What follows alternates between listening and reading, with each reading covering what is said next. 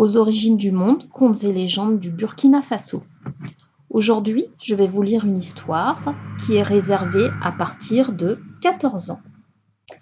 Pourquoi les seins ne peuvent plus être décrochés? Autrefois, les femmes avaient la possibilité de détacher les seins de leur poitrine. Quand elles allaient au marigot, elles les enlevaient, les lavaient, les pommadaient et ensuite les déposaient tout beaux et tout brillants sur les rochers avant d'aller se baigner. Ensuite, elle les remettait en place et rentrait chez elle. Or, il y avait dans un village une vieille femme dont les seins tombaient complètement. Chaque jour, elle espionnait les jeunes filles dans l'espoir d'échanger ces vieux seins qui tombaient contre feu haut et bien arrêté, bien ferme, d'une de ces jeunes filles. Un jour qu'elles avaient fini de laver et pommader leurs seins, elles les déposèrent sur les rochers et allèrent comme d'habitude se baigner. La vieille femme profita de ce moment pour s'emparer des seins de la meneuse du groupe de jeunes filles et déposa à leur place ces vieux seins qui tombaient.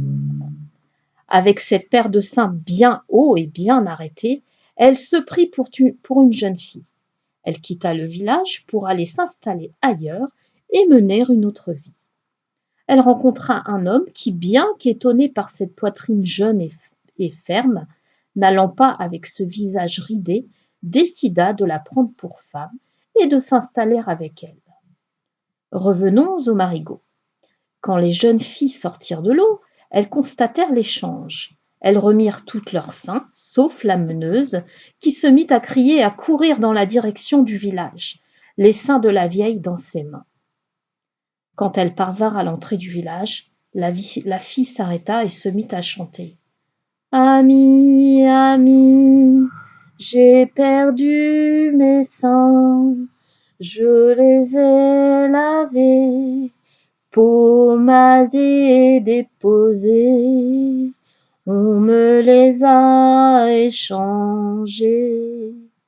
J'ai perdu, perdu, perdu mes seins pour séduire les hommes. » Qui donc a pu faire cela? Se demandèrent les villageois.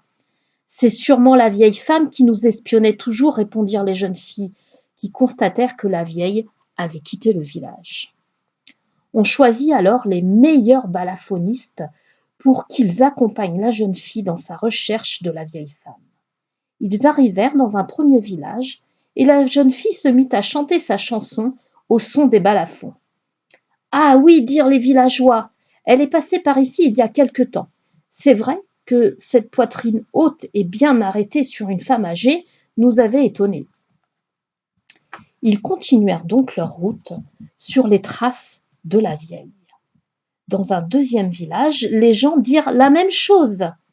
C'est alors qu'ils atteignirent un troisième village, celui où la vieille avait élu domicile. Quand elle entendit la chanson de la jeune fille, elle était en train de préparer du thau. Le thau, c'est une nourriture locale africaine. Elle s'était si bien habituée à ces nouveaux seins qu'elle avait fini par oublier qu'ils n'étaient pas à elle. Sans réfléchir, elle se laissa entraîner par la jolie mélodie de la chanson et se mit à danser, en s'approchant de plus en plus de la jeune fille qui chantait. Celle-ci ne tarda pas à reconnaître ses seins. On les lui rendit séance tenante. C'est depuis ce jour que les seins sont fixés pour de bon sur le buste des femmes.